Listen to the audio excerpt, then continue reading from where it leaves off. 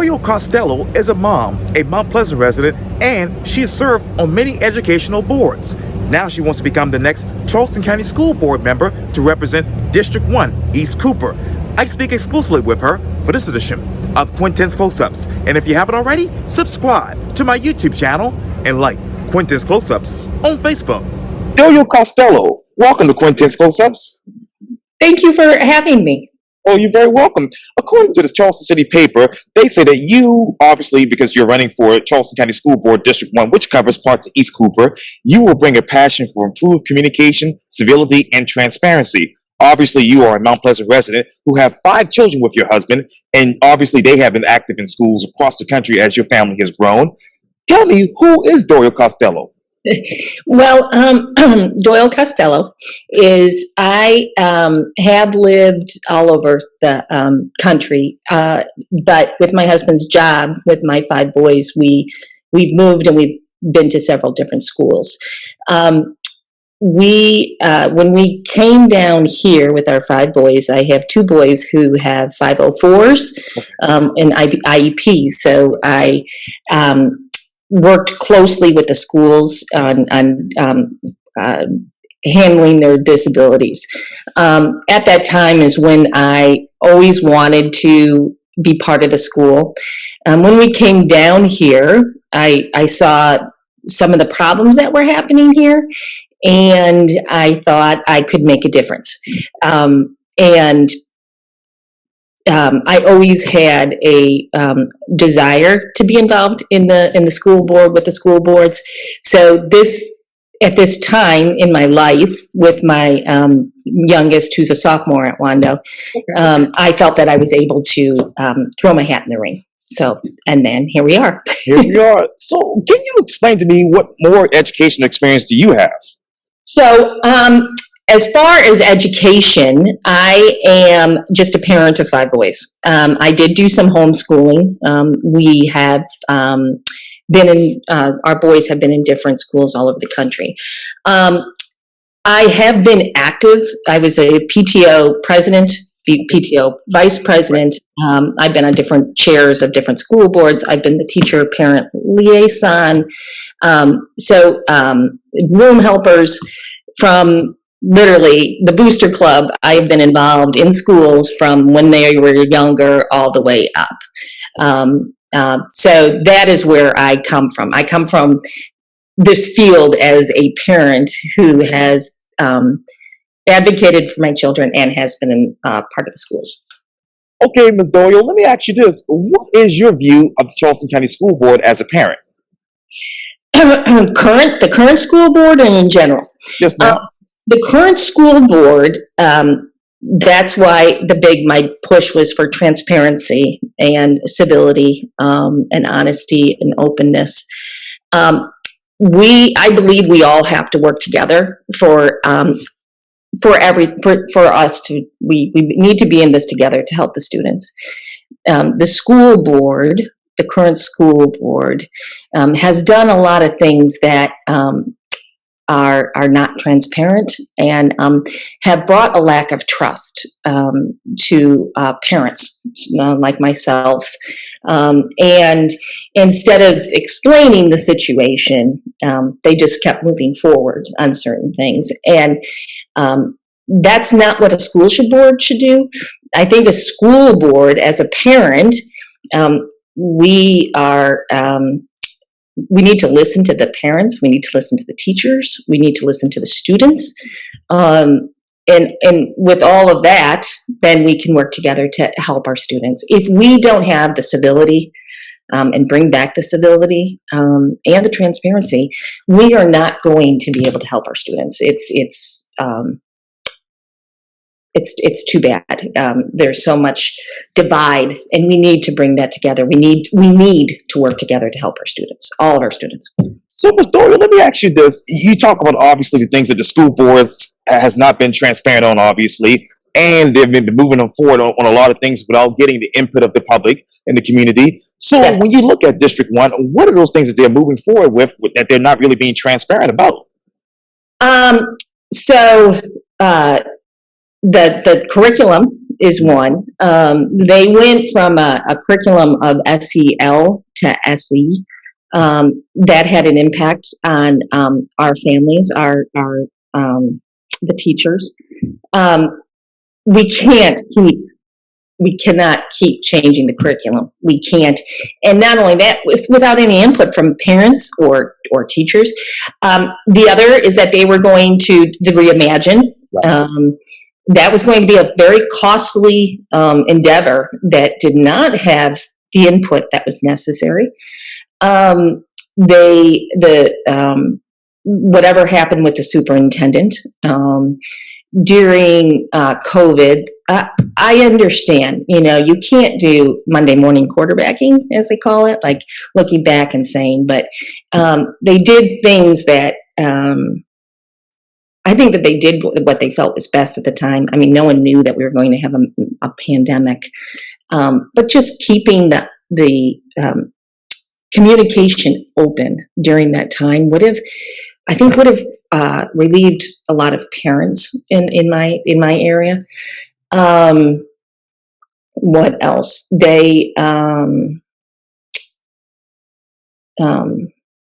There's others, but I can't think of it off the top of my head. I apologize. No worries. Well, let me ask you this, Ms. Doyle. Uh-huh. You talk about COVID, and obviously we've all been introduced to things like this, Zoom and whatnot. So here we are.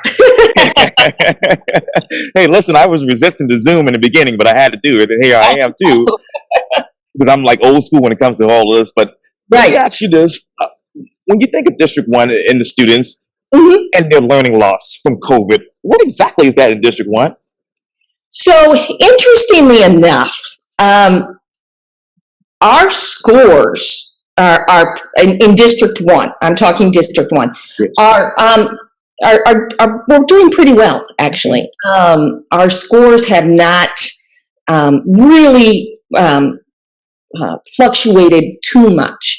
Now, that's just for our district. Sure. So COVID didn't hurt our district as much. But I have to say, that's because when we're looking at that, the teachers and the testing, that we can compare that with this SAT, ACT, those are for the higher grades. So what do we know? We know that during a time when kids were supposed to be learning how to read or letters, they had masks on. We know that those kids are behind. That's national. We know that. And we're not putting the brakes on it. We're just keep moving these kids forward. So we have kids who during COVID did not learn reading or letters, and we've moved them. And my concern right now is what's going to happen to those kids when they get tested in third grade, because they're not being tested right now. That's my worry with COVID in my district and all over, obviously. And then with, different populations as well. Oh, let me bring you right to that. So when you look at District 1, I know the area very well, it's changed a lot, when you think of Long Point Road, North Mount Pleasant, Hopcar, etc. So What are the last figures of population for District 1? What are the last, I'm sorry, say that again? The figures? Yes, ma'am. So figures, which kind of figures? Because let me tell you, we got a lot of scores and we got a lot of figures in District 1. Yeah. Let me ask you this, man. Okay, what is the pace of growth in that district? A lot of people are moving there along with the students. So what is the pace of growth right now in District 1? So District 1 growth, so it's kind of interesting. There was at the last constituent board meeting, they talked about the growth. And what they found was that it's not what they're seeing right now, of course, subject to change year to year with the census, is that it's overpriced for families in my district. So families are not moving in. It is older couples who have retired and who want to move down. So that won't have an effect on our schools per se, because it's not bringing in more children. But as far as growing, in my district, there's really I think we're bursting. But up in a little further north in Allendale and Carroll yes. Park. Oh, yes. And I thought this was interesting. Mayor Haney had said that there is a law of building in Mount Pleasant, and it can only be a certain percentage every year. Right. That law is not followed in Carolina Park. They don't have to follow that law, so they can build as much as they want to build and not have a. So, but that's not. I'm concerned about that because I'll be on the school board. Sure. But as far as when you were asking about my district, right, it's we're pretty stuffed, shall we say? And I know all about Carolina Park. I worked there a lot for the restaurant, so I know that entire area, and it's is growing, as many people know. But let me ask you this: speaking of Carolina Park, and I know you're going to be in the school board, and it's probably not in your district, but how many more classrooms should the district provide to prevent rezoning from actually happening in that area? Right. So, that's a good question. And I think that's what, it's kind of interesting because, they have gone forward and have accepted that they're going to build, additional classrooms. They didn't get the additional classrooms that they wanted, but they got some.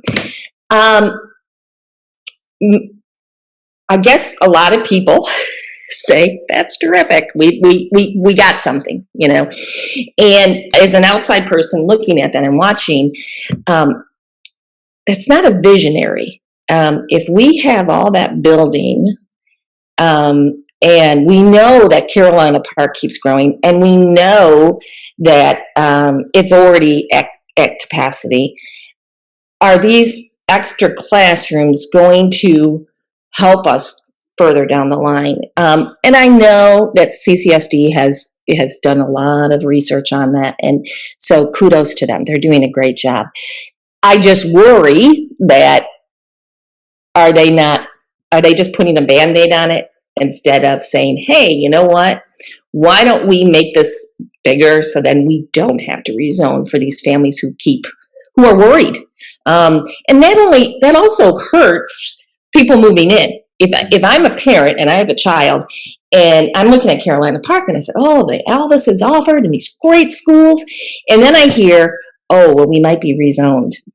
That is a big red flag for me. That's going to be, oh, my kids, and especially for me, because I get it, because of all of our moves, the stability, the community, all of that is really important. And so I worry that that's going to, in Carolina Park, that might, they might run into that because they're short-sighted on how many classrooms they're going to add.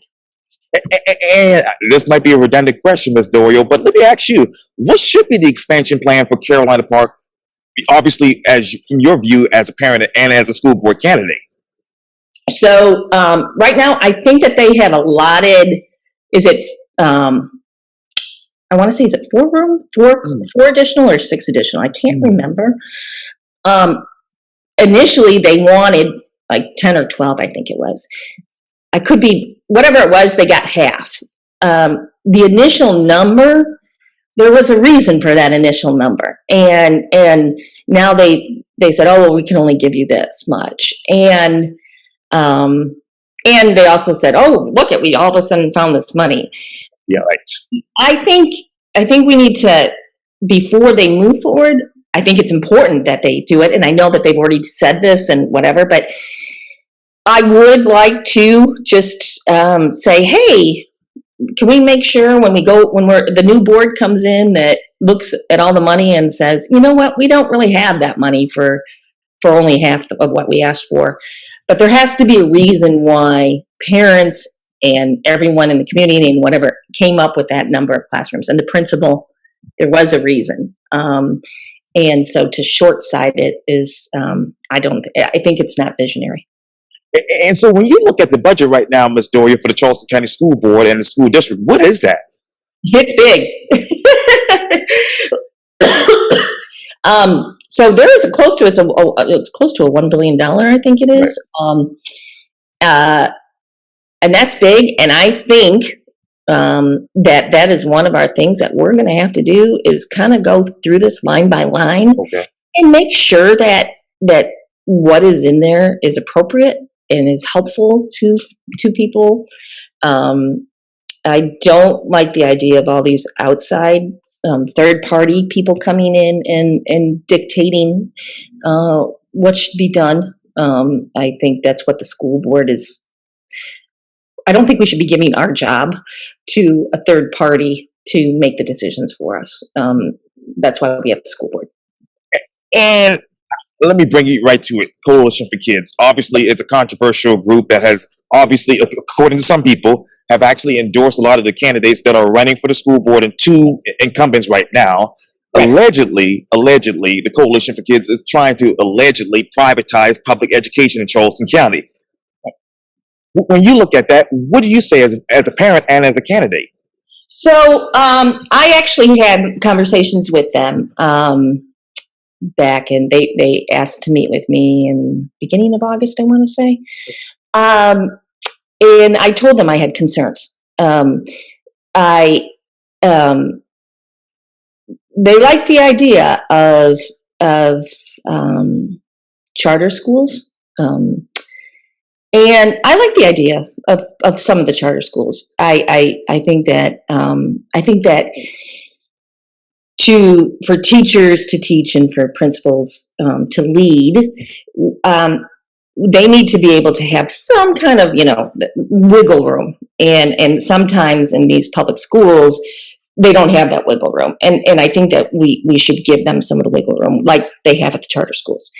That being said, I disagree with accountability. There is no accountability at the charter schools in the sense, except for the parents. So CCSD does not have, they don't have to, like Oceanside does not have to have accountability for us, for the board.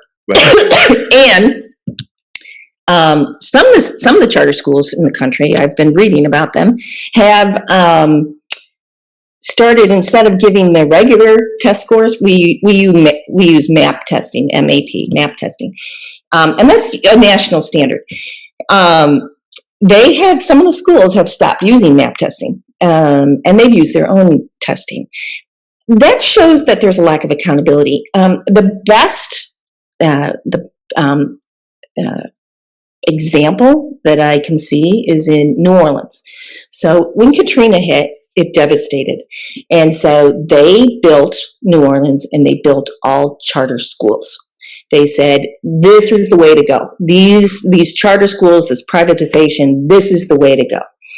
And Stanford has just done a study and found that 80% of the charter schools in New Orleans are failing. But they had no accountability. There was nothing that anyone could do because it's their own. Some of them had been none of the money was coming in. They were taking the money. And so that's a problem that I have with that kind of, and Coalition for Kids. And I told them that. I said, I think the charter schools is good in the sense that we can help the teachers be able to think out of the box, and the principal, and I like that idea. I do not like the idea of a lack of accountability. And I think, and especially, with as a parent, I want to know what's happening I want to know what grades my kids are getting. I want to know how my kid is compared to other kids in other schools. And if we don't have that, I think that'll be an issue.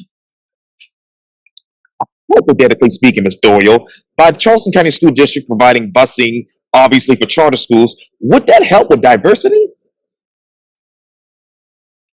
So, that's the other concern I have. So, because there's no accountability, charter schools can pick and choose which students they want to have. That could lead to schools that make it more difficult for minorities to get in and such. So busing, I think busing is important, but I'm looking at busing what I have visioned for our schools. It does involve busing, but it's not the busing that is moving one kid to a different school. I really want our communities to have schools that flourish, that kids don't have to get on a bus and go 45, 50 minutes or whatever it is to get to a different school to be better. I think that we should be able to give to those students. And I know this is probably not in your district either, but I'm looking at Allendale right now, and obviously, if you remember the whole closure of Lincoln High School, and most of those kids were obviously bused over to Wando. From your view as a parent, how does that work right now? The busing for those kids, or well, so I can't imagine. I mean, I can't imagine the parents are working and the kid misses the bus. Getting the kids up that early, we know statistically, I mean, it's not statistic, it's data, it's true data that the American Academy of Pediatrics says that our high school kids are not getting enough sleep. So my child is not getting enough sleep, and he only has to go 10, 15 minutes. Those high school kids in Allendale are going, it's not fair. It's not fair. They should have and I know that's our vision, is to have something closer to them. Right. Again, that puts the kids at a disadvantage already, right out the door, right? First thing out the door, that puts those kids at a disadvantage. What other disadvantages do you foresee with this right now? With what? With those kids being bused over to Wando, So the Allendale kids being bused over to Wando,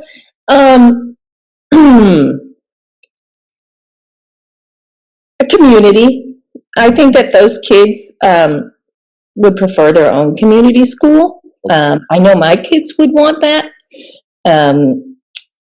It's different if you have like an academic magnet where the kids are coming from everywhere. Okay, they're everywhere.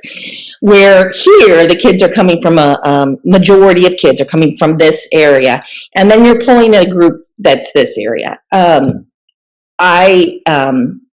I think it would be hard for those kids. I think it would be hard to, and I'm sure the school is doing everything they can to work with everyone,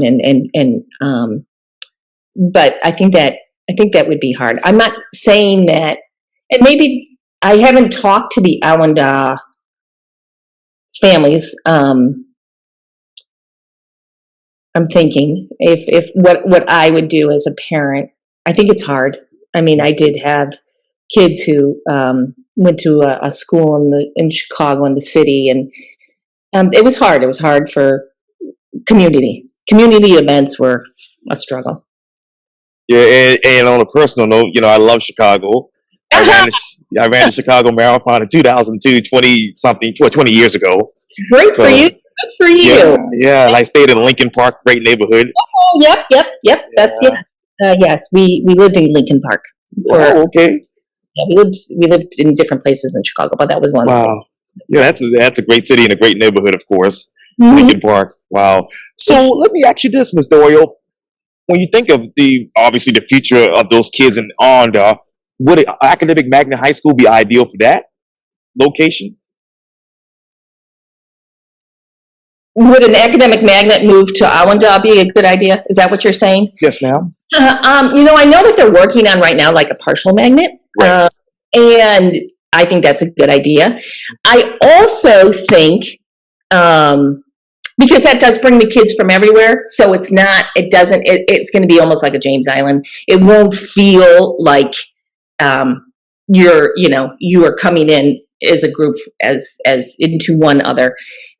So when you have something like that where you have kids coming from everywhere, and it just maybe it'd be easier for them. I also like the idea of a partial magnet, but I also, at Wando, we at Wando have programs where you can get a lot of certifications. So you can get, for automotive, Sure. or culinary. And I like that idea because not every student wants to go on to college. And so if we also add that over at that school, that could also be a draw for the students who say, you know what, I don't want to go to college, but I want to work and this is what I want to do. And I like that idea too. And speaking of high school, so I'm looking at it right now because I always pass by it too to get for work. But when you think of the graduation rate at Lucy Beckham High School, what is that currently? So the graduation rate at Lucy Beckham, we don't know because it's the first year. So we'll know more. I mean, Lucy Beckham, it's the first graduating classes this year. So we're going to, their scores and their information. There's not a lot with the report card that has come out that gives a lot of information about Lucy Beckham. So we'll have to wait and see. In the next couple years, 2 to 3 years, Oh yeah, we'll know a lot more about Lucy Beckham. and I know we still don't have the data yet, but we know the demographics of the school, of course. But what's that poverty index right there? At Lucy Beckham? Yes, ma'am. I don't know the exact numbers for the poverty at Lucy Beckham. I'm sorry, I don't know the exact numbers. Oh, no worries. Well, let me ask you this. What percentage of students at obviously Wando High School scored a C or higher on the algebra, biology, and English gateways course assessments for the end of course for 2021-2022? So it's really interesting. So let's just look at Wando. So, because we have those scores. End of school, end of courses, they did well across the board. It was about 60 to 70%. Wow. AP, Yes. those were 3 or higher. Again, 70% of the kids who took the APs, 70% who scored a 3 or higher. ACT, I think the ACT is I think the SAT is 1100 or something like that, and the ACT is a 22 point something. Wow. So you say, hey, Wando's doing pretty well, but there's always room for improvement. If it's 70, we still have 30% that need help.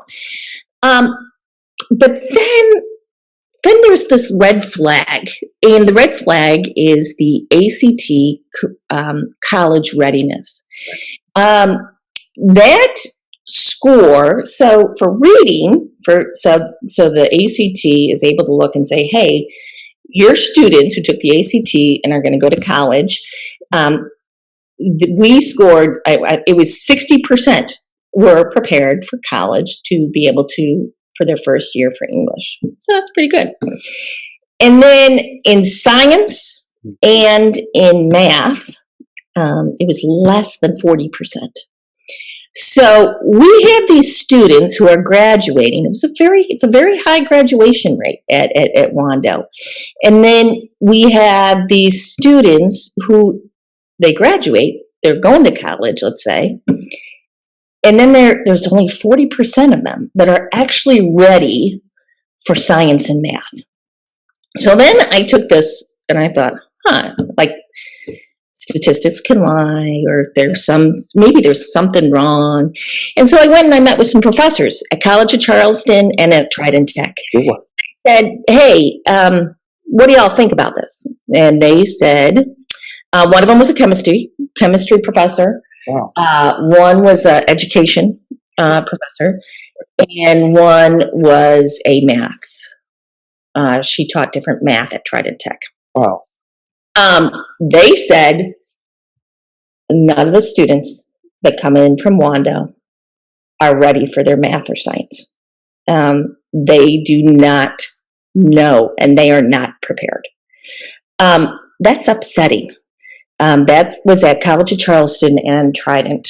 So even though we're at a graduation rate, a high graduation rate, and we are the benchmark and the scores. Our kids aren't ready, and that's concerning. And again, I think that has to do a lot with curriculum changes and forcing certain curriculums that teachers.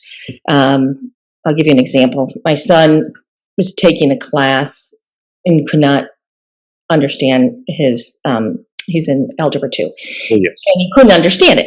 And thank goodness his older brother happened to be home for fall break. And so the older brother sat down with him and said, oh, this is how you do it, da, da, da, da, da. And my son said, well, that's really easy. And he said, but that's not how my teacher taught me. And my son said, well, this is how you can learn it. You know, this is a different way and whatever. And my son said, but if I don't do it the way that my teacher taught me, I'm going to get it wrong. And teachers feel like they have to teach this and they have to, and that's not a way for my son to have learned. My son learned a lot better in a different way. And so I think that is where we can help teachers by giving them more autonomy, like saying, you know what, they need to learn algebra, and this is the standards, but and this is a curriculum, but you can tweak it a little bit. You don't have to, because with the newer teachers, I think that they feel that they have to, which is not their fault. That's what they're supposed to do. But I think that we need to have the teachers have a little bit more autonomy in certain aspects, and that would be with the learning. And so how many new teachers have entered the Charleston County School District over the past 2 years? Oh, so, I've been looking because I know that throughout the nation, there's teacher retention, teacher shortage. And I had been actually trying to look for exact numbers of in my district of where the shortage is, how much we're retaining, and I have not. I apologize. I've never come across raw data on how much and whatever. I do know that some of the teachers, I know that there is a shortage throughout. But as far as teacher retention and again, that's a national problem. But looking at specifics, I have not been able to, when I have done my research, find the information on that. And so what particular curriculum changes do you foresee at Wando and at Lucy Beckham? I know. I don't want curriculum changes in the sense of I think teachers need to be able to teach. They need to stop giving them different curriculums to handle. I think that we have a curriculum. Let's keep the curriculum. I don't think it's not helpful for anyone to keep changing the curriculums. What I am saying is that here's a curriculum, and you can use this curriculum. But if you're looking out at your students and you can tell that your students are glassy-eyed and are like, I have no idea what you're talking about, hey, you can think out of the box and you can work with these students to think of another way to teach them. Right now, they're not able to do that. They're very structured on the curriculum. And I think that is a disservice. Well, okay, let me take you to something else that is really, really, really big right now. And you know all about this as well. But let me ask you about class sizes. Smaller classes, Ms. Doyle, would raise student achievement by what particular average in your district? So it is a well-known fact that class sizes help on several levels. One is for academics. One is for bullying. One is for teacher retention. Another is for the community as a whole. And you can't judge this, but somehow they did. Teachers and students are happier. So we know that having smaller class sizes helps. We know there is raw data that shows that.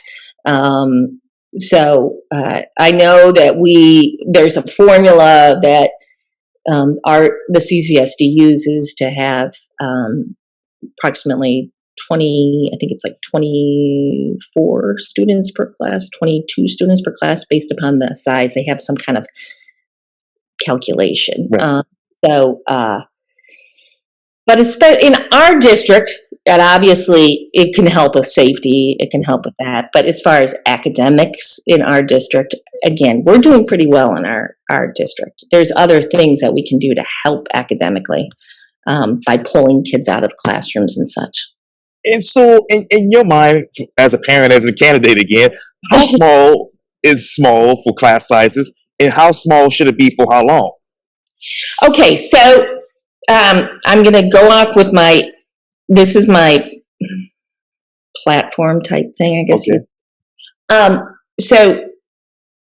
Safety in the school, in all the schools, is a big deal. And so I have researched, I have seen, and I have looked, and I have come up with an idea where it starts very beginning, right in the younger ages, that we have a push, a district-wide push on an anti-bullying campaign that is from very, very beginning, and in the younger grades. So K through 5 have the anti-bullying campaign.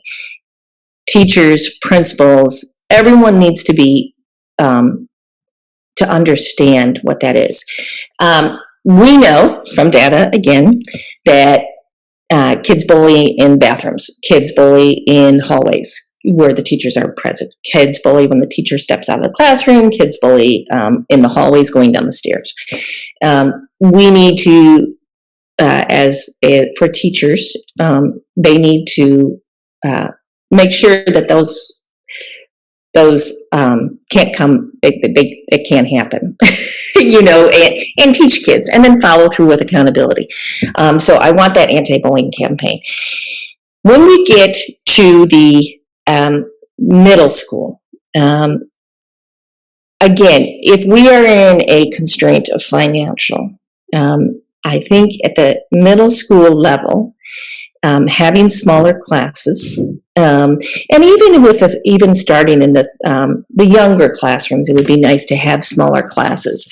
But as far as safety and for academics, starting in the younger classrooms, obviously.